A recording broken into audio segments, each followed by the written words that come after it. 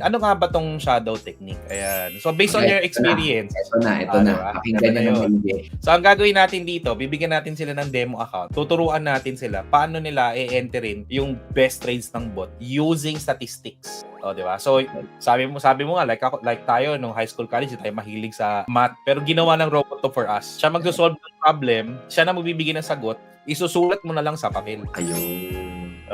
Di ba? Very simple. Ayan. And the goal of the shadow technique is to get the bottom of the market. Kasi wala naman one-way market. Lagi naman yung may up and down. Yep. So si bot, pabayaan mo siya mag-trade ng pang-lima and then wait for it to bounce. That's basically that is. Sobrang easy, di ba, Coach Mark? Okay. Ulitin ko ha. Nakalagay dito 5th entry. So, ibig sabihin, merong 5 trade yung bot dun sa specific currency pair na yon. Okay? Yes. So, yung nag-trade siya ng 5 beses. 5 beses. Pero yung pang-5 trade niya, yun ang kokopyahin ninyo. Yung galing, dali lang, no? Oo, tama, di ba? Oh, di ba you've tried this a couple of times? Di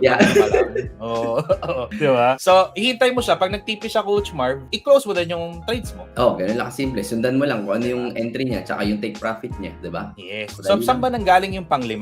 Ang ginawa kasi natin, binaktest natin to ng 10 taon. And what we found out, yung pang-5 trade, most of the time, nagpa-profit. Or pumupunta yung market sa gusto ni bot. Okay. Tapos, bibigyan natin sila ng summary ng statistic backtesting ng lahat ng pairs at papasukin nila dun sa pang-5. So, ibig sabihin, kakopya ka lang ng pang-5. Napakasimple. So guys, itong technique na to hindi to basta-basta, nakita nyo naman dun.